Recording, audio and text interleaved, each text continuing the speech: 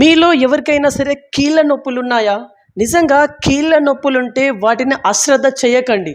ఆ కీళ్ళ నొప్పుల వల్ల గుండె జబ్బుకు సైతం దారి తీస్తుందని జెప్పేసి వైద్యులు చాలా గట్టిగా చెప్తా ఉన్నారు. ఈరోజు మన హన్మకొండలో ఉన్నాము. మనతోని ఒక సీనియర్ ఆర్థోపెడిక్ డాక్టర్ పెసర విజయ్ చందర్ రెడ్డి గారు మనతోనే ఉన్నారు. వీరు దక్షిణ భారతదేశపు ఆర్థోపెడిక్ సంఘానికి ఉపాధ్యక్షులనే స్థాయిలో వీరు ఉన్నటువంటి పరిస్థితి. వాస్తవానికి కీళ్ళ నొప్పులకు ఉండేటువంటి చికిత్సా విధానం కావచ్చు, కీళ్ళ నొప్పులు వచ్చిన తర్వాత ఏ రకంగా వాటిని నివారణ చేయాలి, ఇట్లాంటి లేటెస్ట్ ఇన్ఫర్మేషన్ తెలుసుకుందాం. నమస్తే సార్, బాగున్నారా? నమస్తే. బాగున్నాం, బాగున్నాం. బీవీఆర్ శ్రోతలందరికీ నమస్కారం. ఓకే సార్, పాయింట్ ఏందంటే కీళ్ళ నొప్పుల వల్ల గుండె జబ్బు వస్తుంది అని చెప్పేసి ఒక పెద్ద ఎత్తున ప్రచారం బయటకు వస్తూ ఉంది. నిజమా? అంటే కీళ్ళ నొప్పులు అనేది చాలా రకాలు ఉంటాయి.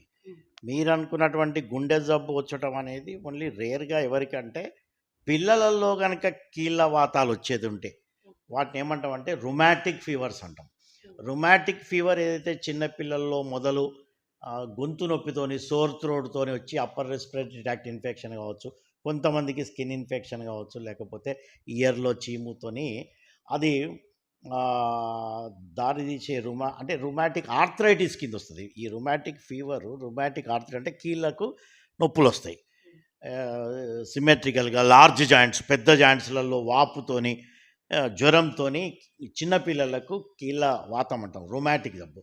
ఇది కనుక మనం అశ్రద్ధ చేసి దాన్ని కనుక సరైన ట్రీట్మెంట్ ఇప్పించుకోకపోతే వాళ్ళకు rheumatic heart disease, RHD, rheumatic heart disease అని, కార్డైటిస్ కావచ్చు, చాలా సబక్యూట్ బ్యాక్టీరియల్ ఎండోకార్డిటిస్ కావచ్చు, ఇట్లా చాలా రకాలుగా రుమాటిక్ హార్ట్ డిసీజ్ ఉన్నాయి. వాల్వ్స్ దెబ్బతిని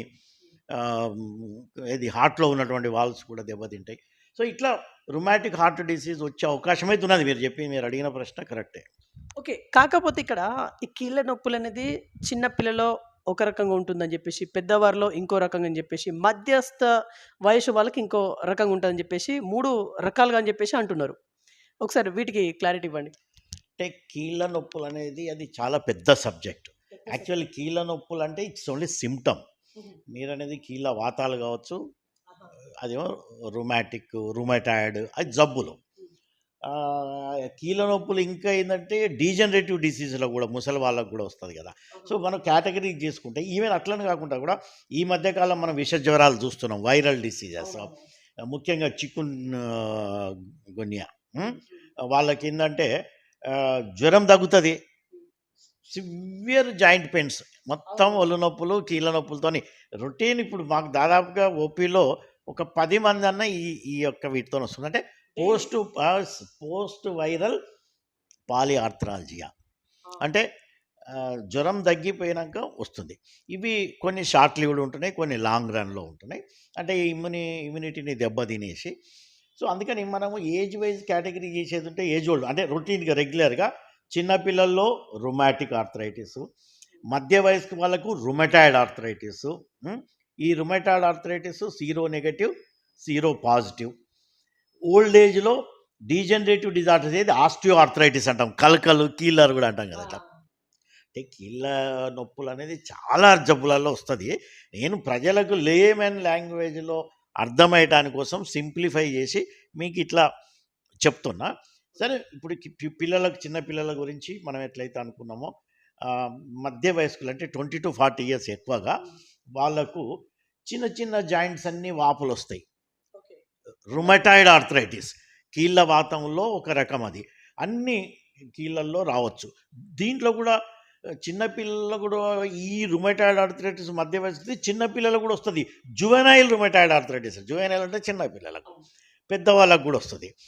అట్లానే మనకు తెలుసు, అతను నాన్ వెజ్ తింటాడు, రాత్రి మీరు కొంచెం మందు తాగుతాడు, తెల్లారే వస్తాడు.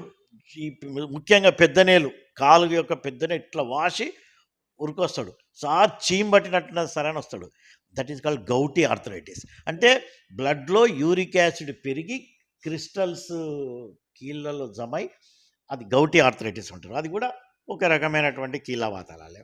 ఇది కాక మనం రెగ్యులర్గా ఏజింగ్తోని, వేర్ అండ్ టైర్తోని చూసేటి ఆస్టియో ఆర్థరైటిస్, కలకలు అంటాం, కీళ్ళు అరిగినాయి అంటాం, కింద కూర్చుంటే లేవరాదు, స్టార్టింగ్ కరకర అంటాను సార్ అంటారు.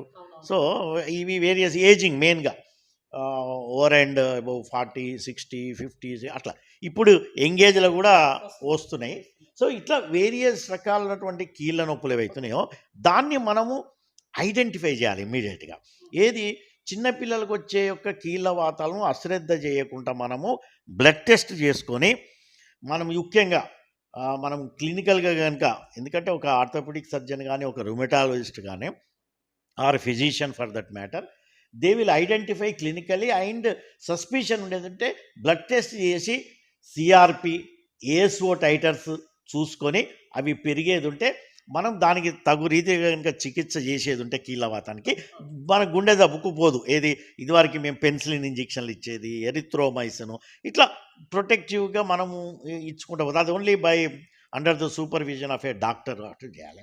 అట్లనే రుమటాయిడ్ ఆర్థరైటిస్కి ఇట్లా ఏదంటే మనం RA factor, anti CCP, anti DNA test ఇట్లా వేరియస్ బ్లడ్ టెస్ట్లు ఉంటాయి. అవి కూడా చూసుకొని ముఖ్యంగా ఏంటంటే ఇవి ఇమ్యూనలాజికల్ డిజార్డర్స్ అంటే రోగ నిరోధక శక్తిని దెబ్బతీసి యాంటీజన్ యాంటీబాడీ రియాక్షన్స్తోని మనకు వీటికి డిసీజ్ మాడిఫైయింగ్ డ్రగ్స్ వాడాల్సి ఉంటుంది కీలం.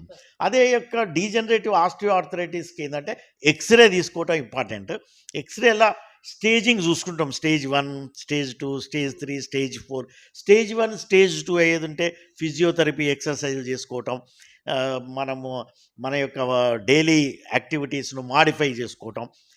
కొంతమందికి స్టేజ్ 3 లెవెల్లో కూడా ఇంట్రాఆర్టికులర్ ఇంజెక్షన్స్ ఉన్నాయి, హైలేజ్ ఇంజెక్షన్స్ కావచ్చు, పిఆర్పి ఇంజెక్షన్స్ ఇస్తున్నాం ఇప్పుడు, platelet rich plasma injections.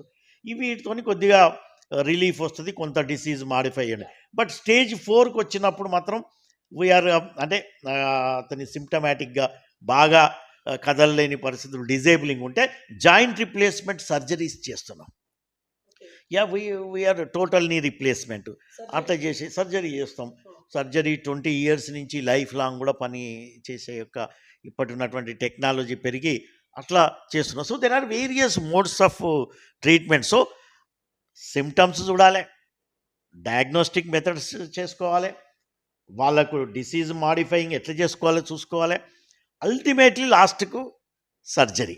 So కాబట్టి కీళ్ళ నొప్పులు రాగానే భయపడాల్సినటువంటి పని లేదు. ఫస్ట్ ఎందుకు వచ్చినాయో చూసుకోవాలి, దాన్ని కరెక్ట్గా డయాగ్నోజ్ చేయాలి, తర్వాత ఆహారపు అలవాట్లు ఏ విధంగా మనం మాడిఫై చేసుకోవాలి, తర్వాత మెడికల్ ట్రీట్మెంట్, సర్జికల్ ట్రీట్మెంట్ ఏది అవసరం పేషెంట్కు మనము కన్సల్ట్ చేసేది కనుక ట్రీట్మెంట్ ఇచ్చేది ఉంటే ప్రజలు ఎవరు భయపడాల్సిన పని ఉండదు. సార్ ఇప్పుడు ఇప్పుడు ఈ కీళ్ళ నొప్పులు వచ్చిన తర్వాత ఇవి అని చెప్పేసి మీరు అన్నారు కదా, యాక్చువల్లీ కీళ్ళ నొప్పుల బారిన పడకుండా ఉండాలంటే ఏం చేయాలి? అసలు ఈ కీళ్ళ నొప్పులే రాకుండా ఉండాలంటే అసలు ఏం చేయాలి? ఈ మధ్య కాలంలో అయితే చిన్న పెద్ద అని తేడా లేకుండా అందరికి వస్తూ ఉంది. అసలు వీటి బారిన పడకుండా ఉండాలంటే అసలు ఏం చేయాలి? ఇప్పుడు అంటే ఏ టైప్ ఆఫ్ కీళ్ళను జబ్బు వచ్చింది అనే దాన్ని బట్టి ఉంటుంది. అన్నీ ప్రివెంట్ చేసేటివి కాదు. ప్రతి ఒక్క కీళ్ళ జబ్బు రాకుండా చూడటానికి ఏముండదు. ఇప్పుడు సపోజ్ వైరల్ డిసీజెస్ ద్వారా వచ్చింది అనుకో, వైరస్ని ఎట్లా ఆపుతానో వస్తుంది కాబట్టి వస్తుంది. కానీ వచ్చిన తర్వాత దాన్ని మినిమైజ్ చేసుకోవచ్చు సిమ్టమ్స్ను. మనం అన్ని జాయింట్స్ను రెగ్యులర్గా అన్ని మూవ్మెంట్ చేసుకోవటం, దాంతోనే సిమ్టమ్స్. లేకపోతే ఎడిమా వస్తుంది, వాపు వస్తున్నాయి. ఇప్పుడు చికెన్ గున్యాల ఒక్కొక్కరికి 2 నెలల నుంచి 6 నెలలు 2 years వరకు కూడా వాపు వస్తుంది. ఎందుకంటే సీరం బయటకు వచ్చేసి ఎగ్జుడేట్ అంటాం, ప్లాస్మా ఎగ్జుడేట్ అయిపోయి ఆర్టీరియోల్స్ నుంచి బయటకు వచ్చి మనకు వాపులు కనపడుతుంటాయి. జ్వరం పోతుంది, నొప్పులు పోతాయి, వాపులు వస్తాయి. సో దానిలో మనం ఏం చేయాలని చెప్తాం. రుమాటిక్ ఆర్థరైటిస్లా మీకు రాకుండా ఉండాలంటే ఇక్కడ ఇంపార్టెంట్, సోర్ థ్రోట్ ఉన్నప్పుడు, అప్పర్ రెస్పిరేటరీ ట్రాక్ట్ ఇన్ఫెక్షన్ అప్పుడే కనుక కరెక్ట్గా డాక్టర్ దగ్గరికి వెళ్ళి పీడియాట్రిషియను, రుమటాలజిస్టు, ఆర్థోపెడిక్ సర్జను ఇప్పుడు చూసేది ఉంటే మొదలే ఐడెంటిఫై చేసి, ఎస్పెషల్లీ పిల్లలు కాబట్టి పీడియాట్రిషియన్ వాళ్ళు ఐడెంటిఫై చేసి ట్రీట్మెంట్ ఇచ్చేది. అంటే రుమాటిక్ ఆర్థరైటిస్ స్టేజ్కి పోదు, ఇది సీక్వెన్స్. రుమాటిక్ అనేది సోర్ థ్రోట్, ఆర్థరైటిస్, హార్ట్. అందుకే మేమేమంటే జబ్బును గమ్మత్తుగా ఒక సామెత ఇస్తారు, it licks the joints but bites the heart. అంటే లిక్స్ అంటే అది జస్ట్ టచ్ చేస్తుంది, బట్ బైట్స్ ద హార్ట్ను మాత్రం బాగా దెబ్బతీస్తుంది.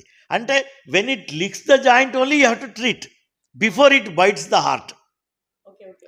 అందుకని ప్రివెన్షన్ అనే పాయింట్ నువ్వు అక్కడ చెప్పినావు కాబట్టి ఈ సీక్వెన్స్ను బ్రేక్ చేసేదంటే అక్కడికి వెళ్ళదు హార్ట్ కాడికి.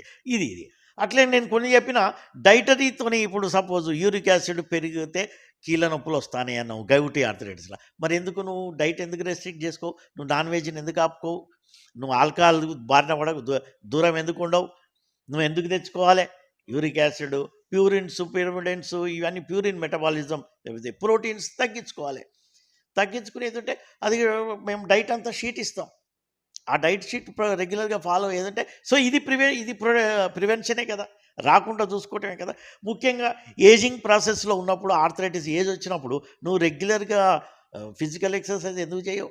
మోకాళ్ళు ముఖ్యంగా క్వాడ్రిసెప్స్ టై మజిల్ని కనుక మనం కరెక్ట్ డైలీ కనుక ఇట్లా కాళ్ళు పైకి కిందికి మంచిగా అనుకోవటం, పొద్దున్న లేవగానే మధ్యాహ్నం సాయంకాలం ఒక 3-4 గంటలకు ఒకసారి కనుక ఈ క్వాడ్రిసెప్స్ మోకాల కింద మెత్తబెట్టి దాన్ని ఇట్లా ఒత్తి వదిలిపెట్టాలి.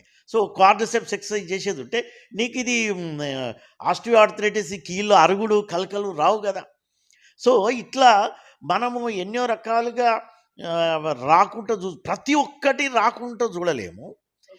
కొన్నేమో రాకుండా చూడొచ్చు, కొన్నేమో వచ్చినా కూడా తక్కువ మోతాదులు వస్తాయి, కొన్ని వచ్చినాక తీసుకునే జాగ్రత్తల ద్వారా మినిమైజ్ చేయొచ్చు. సో ఈ విధంగా ఒక్కొక్క జబ్బు ఒక్కొక్క తీరును బట్టి మనము ప్రివెంటివ్ మెజర్స్ తీసుకోవచ్చు, డయాగ్నోస్టిక్ మెజర్స్, ట్రీట్మెంట్ మెజర్స్, ఇట్లా వివిధ రకాల ట్రీట్మెంట్స్ ఉంటాయి. ఓకే. ఇప్పుడు మీరు అప్పుడు అన్ని ఏజ్ గ్రూప్ వాళ్ళకి ఇది అటాక్ చేస్తుంది కదా కీళ్ళ నొప్పులు అనేది. కానీ అక్కడక్కడ మనం వింటూ ఉంటాం 80 ఇయర్స్ వచ్చినా కూడా 90 ఇయర్స్ వచ్చినా కూడా వాళ్ళకి అసలు ఆరోగ్య సమస్యనే లేదు, కీళ్ళ నొప్పులు అయితే గింత కూడా లేదు, అది ఇది అని చెప్పేసి వింటూ ఉంటాం. అది ఎలా పాసిబుల్ అది? అంటే ఇది చాలా నేచర్ ఈజ్ గ్రేట్ అంటాం, ప్రకృతి. ఎందుకంటే ఏ విధంగా అంటే అతని బాడీ స్ట్రక్చర్ కావచ్చు, అతని జెనెటిక్ క్యారెక్టర్ కావచ్చు, అతని యొక్క అలవాట్లు కావచ్చు, అతని యొక్క స్పెషల్లీ ఒబీస్ ఉంటే, లావు ఎక్కువ ఉంటే అతని వెయిట్ జాయింట్స్ మీద పడి చాలా తొందరగా కీళ్ళు అరిగే అవకాశాలు ఉంటాయి. రెండవది అతని యొక్క స్ట్రక్చర్ బోలెగ్స్ ఉంటాయి, కొందరికి ఇట్లా వంకగా ఉంటాయి. తన బాడీ ఏంది వన్ సైడ్ పడుతుంది. సో దాంతో వన్ సైడ్ అరగటం స్టార్ట్ అవుతుంటుంది. అదే లీన్గా ఉండి 80-90 ఇయర్స్ ఉండి అతనికి పేరెంట్స్ ఇదివరకు వాళ్ళందరికీ ఎవరికి కీళ్ళ నొప్పులు లేకుండా ఉండేది ఉంటే తన డైలీ లైఫ్ మంచిగా చేసి దురలవాట్లకు దూరంగా ఉండి రోజు కనుక ఫిజికల్ మూమెంట్స్ ఎక్కువ చేసి వాకింగ్ అలవాట్లు ఉన్న వాళ్ళకు ఈ maybe away from this osteoarthritis, కీళ్ళు అరగకుండా ఉండొచ్చు. సో ఎస్ అటు ఎంతోమంది ఉన్నారు మనకు 80-90 ఇయర్స్ కూడా కీళ్ళు నొప్పి ఉండకుంటున్నాడు, 20-30 ఏళ్ళోడే కీళ్ళ నొప్పితోని బాధపడుతున్నాడు. So extremes are there. కొన్ని ఎక్సెప్షన్స్ ఉంటాయి. ఈవెన్ సన్నగా ఉన్నోనికి కీళ్ళు అరగదా సార్ అంటే అట్లా కూడా ఉంటాయి అరిగేటట్టుకో. దేర్ ఆర్ అందుకే ఈ కీళ్ళ నొప్పులు అనేది చాలా పెద్ద సబ్జెక్టు.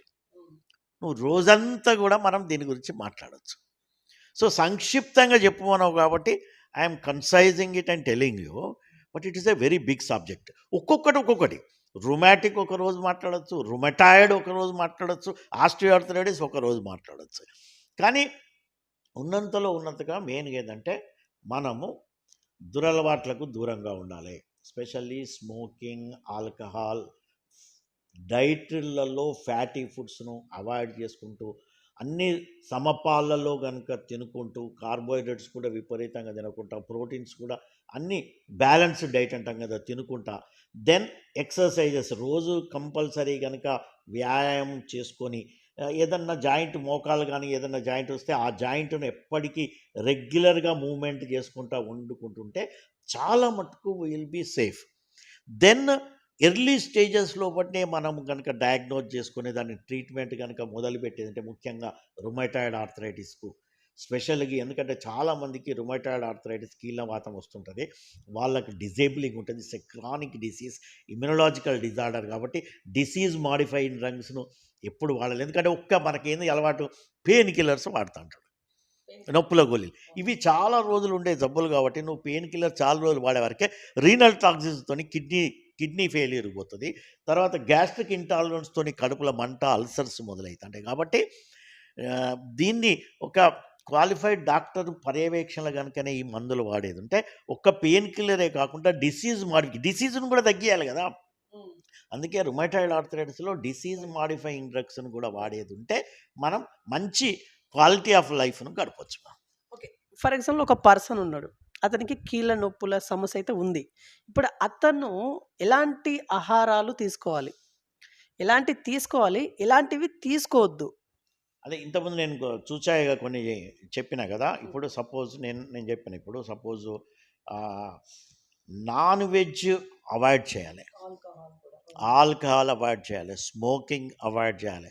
స్పెషల్లీ ఎవరికైతే కీళ్ళ నొప్పుల టెండెన్సీ ఉంటుందో వాళ్ళు మాత్రం they should be away from this fatty ఫుడ్స్కు దూరంగా ఉండాలి. More than all these things physical activity బాగుండాలి, రెగ్యులర్ ఎక్సర్సైజెస్. అండ్ ఈ ఆస్టియోఆర్థరైటిస్ ఇట్లాంటి వాటికి రిపిటేటివ్ మూమెంట్స్. అంటే నువ్వు ఏదో రోజు ఒక్కసారి పొద్దున చేసుడు కాదు, ఎవ్రీ 3 to 4 అవర్స్కి ఒకసారి కనుక, స్పెషల్ ఎగ్జాంపుల్ చెప్తున్నాం మోకాల నొప్పులు అనుకో, ఎవ్రీ 3 to 4 అవర్స్కి ఒకసారి కనుక మనం నీ జాయింట్ను కదిలించటం and toning up the surrounding muscles, specially quadriceps, కింద హ్యామ్స్ట్రింగ్స్, ఈ మజిల్స్ని కనుక మనం ఎప్పటికీ క్వాడ్రిసెప్స్ డ్రిల్ అంటాం, ఆ విధంగా కనుక మనం చేసేది ఉంటే చాలా మటుకు క్వాలిటీ ఆఫ్ లైఫ్ మనం గడపచ్చు. So food restriction and modification of the food, కొన్నిటికి దూరంగా ఉండాలి, కొన్ని మనం మంచి బ్యాలెన్స్డ్ డైట్ కనుక సమపాల్లో తీసుకుంటే మనం మంచిగా ఉంటుంది. ఓకే. సరే, ఇప్పుడు ఈ కీళ్ళ నొప్పి ఒక వ్యక్తికి ఉంది అనుకుందాం. ఆ వ్యక్తి ఫర్ ఎగ్జాంపుల్ మీరే ఉన్నారు. మీ దగ్గరికి వచ్చిళ్ళు, మీరు సమ్ మెడిసిన్స్ ఏవో రాసిళ్ళు, ఆయనకి తగ్గింది. మరలా వచ్చే అవకాశం ఉంటుందా ఫ్యూచర్‌లో? తగ్గిన కీళ్ళ నొప్పులు అనేది మరలా భవిష్యత్తులో వస్తదా రాదా? డెఫినెట్గా వచ్చే అవకాశాలు ఉంటాయి. ఎందుకుంటుంది? ఇప్పుడు రుమటాయిడ్ ఇది ఏదో జ్వరము, దగ్గు, ఇన్ఫెక్టివ్ డిజార్డర్ కాదు. ఇన్ఫెక్టివ్ డిజార్డర్ అంటే మళ్ళీ ఇన్ఫెక్షన్ అవుతూనే వస్తుంది. ఇవి సపోజ్ రుమటాయిడ్ ఆడుతుంది, ఇమ్యూనిటీకి సంబంధించి remissions and exacerbations are the mainstay of the rheumatoid arthritis అంటాం. అంటే తగ్గినట్టు తగ్గి నమ్మించి మళ్ళీ వచ్చటం అన్నట్టు. రిమిషన్స్ అండ్ ఎగ్జాజర్బేషన్స్ అంటే అదే క్లినికల్ డయాగ్నోసిస్లో మెయిన్ స్టేజ్. ఏది తగ్గిపోతుంది, ఎప్పుడైనా తగ్గవచ్చు. అది 5 రోజుల్లో కూడా తగ్గవచ్చు, మళ్ళీ 3 నెలల తర్వాత మళ్ళీ సడన్గా వస్తుంది. కొన్ని ఏంటంటే వాతావరణం, చలికాలంలో హ్యూమిడిటీ ఎక్కువ ఉంటే, వాతావరణంలో హ్యూమిడిటీ ఎక్కువ ఉంటే నీకు ఎక్కువగా జాయింట్ పెయిన్స్ వస్తాయి. ఎస్, నర్వ్ ఎండింగ్స్ హ్యూమిడిటీ సెన్సిటివ్తోనే నీకు ఎక్కువ ఉంటుంది. Stiff feeling, early morning stiffness, పొద్దున్న లేవగానే కీళ్ళు ఇట్లా పట్టిన, కొద్దిసేపు అటు ఇటు నడిచినాకనే కొంచెం ఫ్రీ అవుతాం. సో ఈ ఈ ఈ ఈ యొక్క జబ్బులు ఏవైతున్నాయో నీకు సపోజ్ గౌటీ ఆర్థరైటిస్ ఉన్నదనుకోండి, యూరిక్ యాసిడ్ ఎక్కువ పెట్టి నువ్వు ఇవాళ తగ్గుతుంది, మంచిగానే డైట్ రెస్ట్రిక్షన్ చేస్తావు, దాంట్లో మనకు యూరిక్ యాసిడ్ తగ్గించడానికి అలోపిరినాల్ ట్యాబ్లెట్స్ ఉన్నాయి, అవి వాడతాం మనం, లేకపోతే ఫిబ్రోస్టాట్ గోళీలు వాడతాం, తగ్గుతుంది, ఊకుంటాం.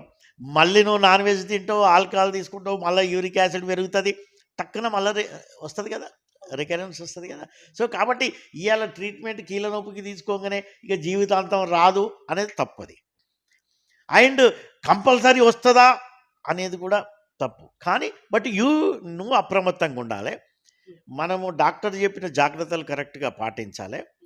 Self discipline is more important. Diet discipline, exercise schedule, modification of your activities and early treatment, ఇవి mainstay in joint pains diseases యొక్క ట్రీట్మెంట్లో. ఓకే. సరే, ఇప్పుడు మీరే అంటున్నారు ఒక్కసారి వచ్చిన కీళ్ళ నొప్పి అనేది మరలా వస్తుందని చెప్పేసి అంటున్నారు. అది మరలా రాకుండా ఉండాలంటే, అంటే పర్మనెంట్గా ఆ కీళ్ళ నొప్పిని బాధ నుంచి దూరం చేయాలనుకుంటే ఏం చేయాలి? దీనికి పరిష్కారం అంటే సర్జరీ చేయడమేనా దీనికి పరిష్కారం కంప్లీట్? అంటే నేను చెప్పినా కదా, ఒక్క రకమైనటువంటి అన్ని రకాల కీళ్ళ నొప్పులకు ఒకటే ట్రీట్మెంట్ ఉండదు. ఇప్పుడు రుమాటిక్ ఆర్థరైటిస్కు సర్జరీ ఏమో అవసరం ఉండదు, చిన్నపిల్లల దానికి ఓన్లీ మెడికల్ ట్రీట్మెంటే. వాళ్ళకు తక్కువ, వాళ్ళకు రాదు. రుమాటిక్ ఆర్థరైటిస్కు కరెక్ట్గా ట్రీట్మెంట్ ఇచ్చుకుంటే వాళ్ళకు చిన్నప్పుడే వెళ్ళిపోతుంది, ఇక వాళ్ళకు దాదాపుగా రాదు. ఏదో కొన్ని ఉంటాయి ఎగ్జాంపుల్, కానీ బట్ చాలా మటుకు చిన్నపిల్లలు అప్పుడే ట్రీట్మెంట్ ఖతం చేసేయాలి దాన్ని. అదే రుమటాయిడ్ ఆర్థరైటిస్ అనేది నేనైతే ఇమ్యూనలాజికల్ డిజార్డర్ అన్నా కదా, అది చాలా క్రానిక్ డిసీజు, దాన్ని కంట్రోల్ పెట్టుకోవాలి, సప్రెస్ చేసుకోవాలి. మనం ఇమ్యూనిటీని సప్రెస్, డిసీజ్ మాడిఫైయింగ్ డ్రగ్స్ అన్నాం, డిఎంఆర్ఏ disease.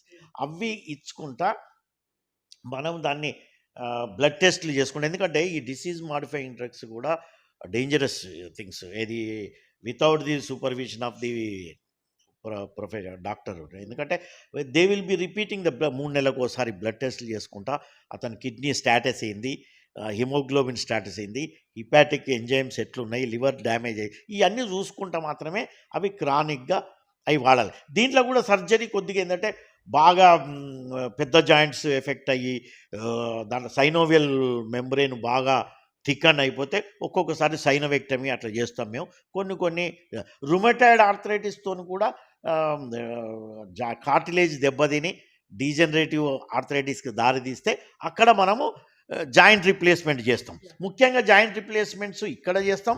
Plus osteo arthritis, degenerative arthritis అయితే కీళ్ళు అరిగినాయి కదా, నువ్వు అన్నావు కదా అల్టిమేట్ ట్రీట్మెంట్ అదే అండి. ఎస్, మరి మొత్తం అరిగి డిజేబులింగ్ ఉండి వానికి ఎందుకు ఉట్టిగానే తిన్నావా అంటే బసవన్నా అని అట్లా కాదు కదా. ఈరోజు బయటికి వెళ్ళాలి. Life is motion, motion is life. బయటికి వెళ్ళాలి, తిరగాలి మనము. అటువంటి అతనికి ఎక్స్రే తీస్తాం. స్టేజ్ 3, 4 వచ్చింది. మంచిగా మంచి ట్రీట్మెంట్స్ ఉన్నాయి. ఇప్పుడు ఆస్టియాటమీ కూడా చేస్తాం. ఈవెన్ రిప్లేస్మెంట్ చేయకుంటే కూడా మెకానికల్ అలైన్మెంట్ మంచిగా లేని వాళ్ళకు అలైన్మెంట్ కరెక్ట్గా చేసి కూడా వితౌట్ జాయింట్ రిప్లేస్మెంట్ కూడా సర్జరీ చేస్తాం. లేదు మొత్తం డ్యామేజ్ అయిపోయింది, ఏ యొక్క ఆస్టియాటమీ దానికి రిలీఫ్ రాదంటే we're going for TKR. 20 years to 40 years వరకు. ఒక్కసారి 60 ఏళ్ళు అనుకుందాం, అతని కీలు మార్చేది ఉంటే 80 నుంచి 90 ఏళ్ళు ఇంకేముండదు, లైఫ్ స్పాన్ అంతే కదా. అంతవరకు ఈజీగా లైఫ్ టైం ఒకటేసారి. ఒక్కటే ఏంటండి ఇక్కడ యంగ్స్టర్స్ కూడా ఈ మధ్యలో బాగా డ్యామేజ్ అవుతుంది. 40 years అతనికి కూడా డ్యామేజ్ అయింది అనుకోండి, ఇక్కడ మన వైజ్నెస్ కావాలి, మన జడ్జిమెంట్ కావాలి. ఎందుకంటే అతని మొత్తానికి డ్యామేజ్ అయింది, నడవలేకపోతున్నాడు. అరే 40 ఏళ్ళే కదా, కీలుకి ఇప్పుడే ఎట్లా మారుస్తాం, 60 ఏళ్ళ వరకు చూసి అప్పుడు మారుస్తాం అంటే వాడు 60 ఏళ్ళకు మార్చుకొని ఆయన చేసేది ఏమున్నది మామూలు జీవితం అంతా అయిపోయిన తర్వాత నీకు 40 years అప్పుడు 40 years to 60 years నువ్వు ఏడ్చుకుంటా మంచంలో వండుకొని 60 ఏళ్ళ తర్వాత కీలు మార్చుకొని బయటికి పోయి చేసేదే ఉన్నది. This is the changing concepts. And what I'm explaining is people want quality of life. అందుకని 40 ఏళ్ళప్పుడు అన్ని విధాల ఎక్స్రే వైజు డయాగ్నోసిస్, అతని పేషెంట్ డిజేబుల్ అయిపోయినప్పుడు అతనికి మంచి ఫిజియో ఇచ్చుకుంటా కనుక జాయింట్ రిప్లేస్మెంట్ చేసేది ఉంటే అతను 20 ఏళ్ళు మంచిగా బ్రతుకుతాడు. నీకు అప్పుడు 20 ఏళ్ళకు లూజ్ అయిందనుకో కీలు, అప్పుడు మళ్ళీ ఒకసారి రివిజన్ చేస్తావు. You can change again.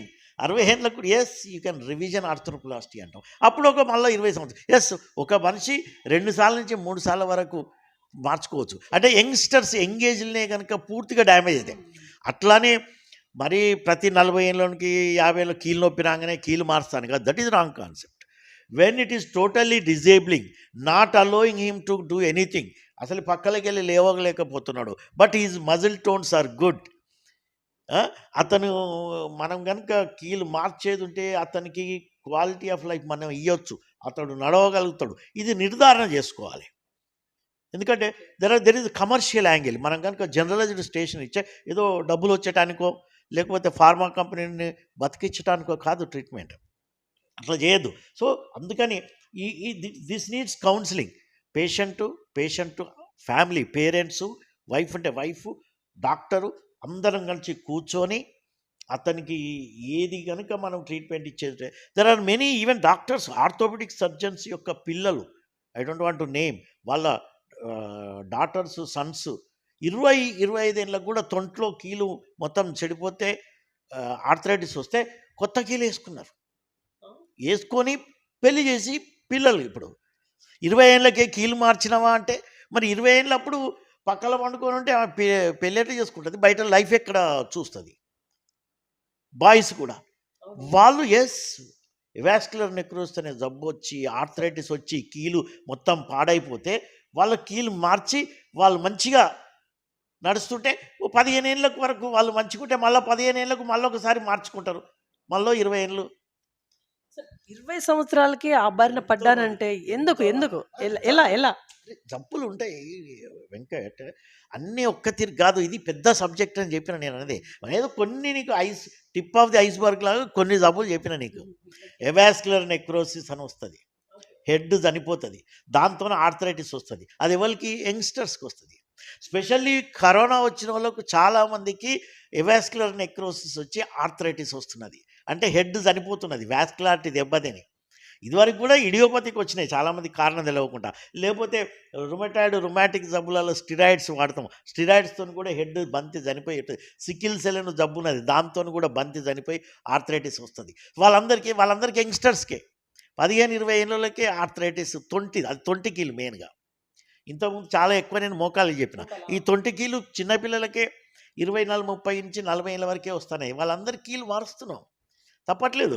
అన్ని ట్రీట్మెంట్స్ ఫెయిల్ అయిన తర్వాత ఆర్థరైటిస్ పోయి వాడు పాపం యంగ్ ఏజ్ జీవితంలో ఏం చూడలేదు. ఆర్థరైటిస్ వచ్చి ఇంట్లో పండుకోరా, నువ్వు నడవకురా అంటే ఎట్లుంటుంది? అటువంటి వాళ్ళకి జాయింట్ రిప్లేస్ ఎందుకంటే వెనకటి జాయింట్స్ కాదు ఇప్పుడు. ఎంత సఫిస్టికేటెడ్ జాయింట్స్ ఉన్నాయి ఇప్పుడు మార్కెట్లో. Just exactly replica of the normal joints. Almost course ఏది భగవంతుడు ఇచ్చిన ప్రకృతి ఇచ్చినంత పర్ఫెక్ట్ ఉండకున్నా, but it is better than your disabling arthritis which made him bedridden. పక్కలో పెట్టినంత జబ్బుతాను కన్నా బెటరే కదా. అతను వెళ్ళి నార్మల్ లైఫ్ గడుపుతాడు కాబట్టి. So you have to categorise and individualise the treatment అన్నాడు. ఎవరికి ఏది మంచిది? మెడికల్ ట్రీట్మెంట్ మంచిదా, సర్జికల్ ట్రీట్మెంట్ మంచిదా, డాక్టర్ డిసైడ్ చేయాలి. పేషెంట్తో మాట్లాడాలి, ఎక్స్ప్లెయిన్ చేయాలి, కౌన్సిలింగ్ చేయాలి. అందుకనే డాక్టర్ సమయం ఇవ్వాలండి, పేషెంట్తోనే సమయం ఇవ్వాలి. పేషెంట్ కూడా అర్థం చేసుకోవాలి. డాక్టరు పేషెంట్కు ఏది బెటర్గా చేస్తే అతని జీవితం మంచుకుంటుందని చూసుకోవాలి. సో ఇవాళ రేపటి ఫాస్ట్ యుగంలో ఈయన అందరూ అంటే ప్రతిదీ ఇన్వెస్టిగేషన్ చేస్తాం. ఎక్స్రే చూసి కాదు. X-rays and other investigative methods help you, but ultimately it is the patient who matters. So కాబట్టి రోగికి మనము డయాగ్నోసిస్ కన్ఫర్మ్గా కోరిలేట్ చేసుకొని ట్రీట్మెంట్ ఆప్షన్స్ ఇచ్చి, ఈ ట్రీట్మెంట్ ఇస్తే నీకు ఇది బాగుంటుంది అని చేసి ఆ ట్రీట్మెంట్ అతనికి మనము క్యారీ అవుట్ చేయాలి. Okay sir, last and finally ఈ కీళ్ళ నొప్పుల గురించి ఫైనల్ ఏం చెప్పి ముగించాలనుకుంటున్నారు? ఫైనల్ వన్గా మీ ద్వారా ఎవరైతే శ్రోతలు ఇది వింటున్నారో, కీళ్ళ నొప్పులు రాగానే భయపడాల్సిన పని లేదు. ఎందుకు వచ్చింది కీళ్ళ నొప్పి అని కానీ మనం డయాగ్నోజ్ చేసుకొని, మనం కనుక క్వాలిఫైడ్ డాక్టర్ దగ్గర కనుక అడ్వైజ్ తీసుకొని మెడికల్ ట్రీట్మెంట్ తీసుకుంటూ, నేను ఇంతకుముందు చెప్పినట్టు డైటరీ రెగ్యులేషన్స్ మాడిఫికేషన్స్ చేసుకుంటూ రెగ్యులర్ ఎక్సర్సైజెస్ చాలా హెల్ప్ఫుల్. ఈ ఎక్సర్సైజెస్ అనేది ప్రతి టైప్ ఆఫ్ కీళ్ళ నొప్పులకు ఉపయోగమే. అది సరే, మెడిసిన్స్ అంటే ఒక జబ్బు ఉన్నోనికి ఆ మెడిసిన్ ఇంకోదానికి పడదు, కానీ ఎక్సర్సైజ్ అయితే అందరికీ పడుతుంది. కాబట్టి నేను చెప్పినటువంటి ఎక్సర్సైజ్ చేసుకుంటూ భయపడకుండా, సర్జరీ అనకుండా అది మనకు ఉపయోగం అవుతుందా అని మనకు డాక్టర్ గారు కౌన్సిలింగ్ మొత్తం మనం కూర్చొని అసెస్ చేసుకొని, అందరూ భయపడకుండా మంచి ట్రీట్మెంట్ తీసుకొని మీరు కీళ్ళ నొప్పుల నుంచి దూరంగా ఉండటానికి మా సలహాలు ఎప్పటికీ ఉంటాయని మాత్రం తెలియజేస్తున్నాను మీ ద్వారా. రైట్. సో ఇది ఇవాళ ఇన్ఫర్మేషన్ చూసినాను BVR TV news. Until then bye, take care.